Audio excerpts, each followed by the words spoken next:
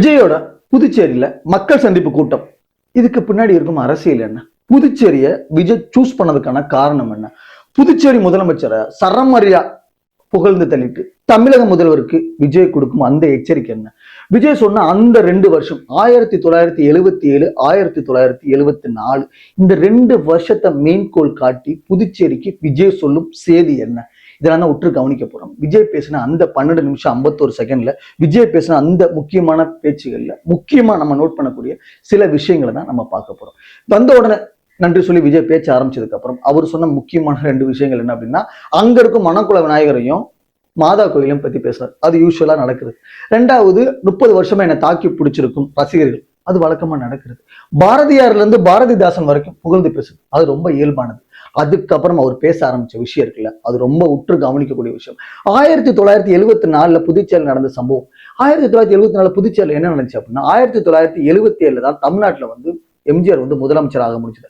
ஆனா அதுக்கு முன்னாடி 1974 அனைத்து இந்திய அண்ணா திராவிட முன்னேற்ற கழகம் சார்பா ராமசாமி வந்து புதுச்சேரியில முதலமைச்சராக இருந்தார்.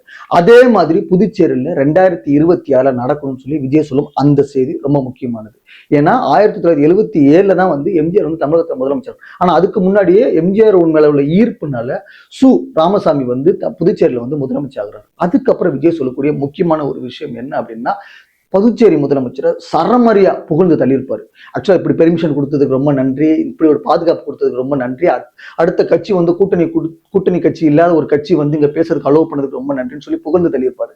என்ன காரணம் அப்படின்னா, இதுக்கு முன்னாடி விஜயோட பேச்சு, விஜயோட கூட்டம், விஜயோட ரோட் ஷோ, இது எல்லாமே நம்ம புதுச்சேரி முதல்வர் காணொலி மூலியமா பார்த்தது, மொபைல் மூலியமா பார்த்தது நம்ம நிறைய பார்த்திருக்கோம்.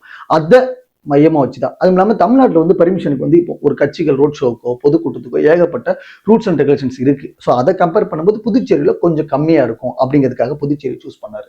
3வது நான் சொன்ன 6:47 வரைக்கும் பேப்பர் பார்க்காம திமுகவை சரமாரியா விமர்சனம் பண்ணியிருப்பாரு. ஆனா 6:47க்கு அப்புறம் பேப்பர் பார்த்து படிச்சிருப்பாரு. அப்போ மாநில அரசு இல்லாம மத்திய அரசு வந்து சரமாரியா விமர்சனம் பண்ணியிருப்பாரு. அதுவும் பேப்பர் பார்த்து.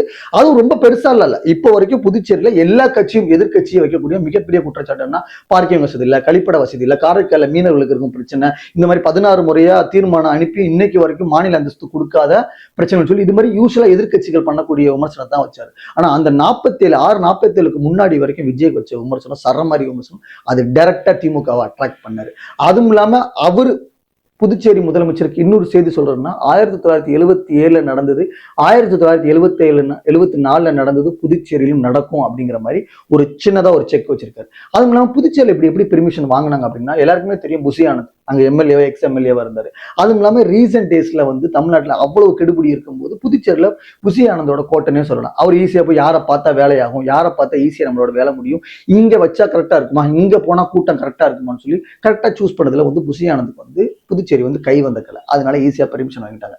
2வது தமிழ்நாட்டில இருந்த அந்த கூட்டம் விஜய்க்கு புதுச்சேரியில இருந்தான்னு கேட்டா மிகப்பெரிய கேள்விக்குறி தான். ஏன்னா எங்க எவ்வளவு கூட்டம், எவ்வளவு குழந்தைகள் பார்த்தோம், எவ்வளவு பெண்கள் பார்த்தோம், ஓரளவுக்கு ஓகே அவங்க ஃபில்டர் பண்ணி எடுத்திருந்தா கூட வெளியில அந்த கூட்டத்தை பார்க்க முடியும்னு கேட்டா இல்ல, கொஞ்சம் கம்மி தான் நான் நினைக்கிறேன். ஏன்னா அங்க கூட்டத்தை பார்க்கும்போது அந்த முன்னாடி இருந்த அந்த குரகாஷங்கள் பின்னாடி இருக்குமான்னு கேட்டா இல்ல.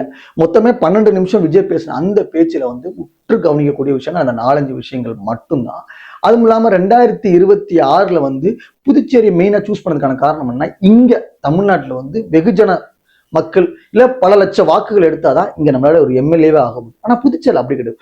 சொச்ச வாக்குகள் இருந்தாலே அங்க வந்து நம்மளால எம்எல்ஏவே ஆயிட முடியும். ஏன்னா எனக்கு தெரிஞ்ச புதுச்சேரியில இப்போ உள்ள கால்குலேஷன் படி பார்த்தோம்னா 20 லட்சம் மக்கள் தான் எனக்கு தெரிஞ்சு எக்ஸாக்டா இப்போ வரைக்கும் 20 லட்சம் தான் இருப்பாங்கன்னு நினைக்கிறேன். அதனால கொஞ்சம் லட்சங்கள் வாக்கு எடுத்தாலே எம்எல்ஏ ஆயிட முடியும். அதுக்கு நல்ல உதாரணம் புசி ஆனந்த்.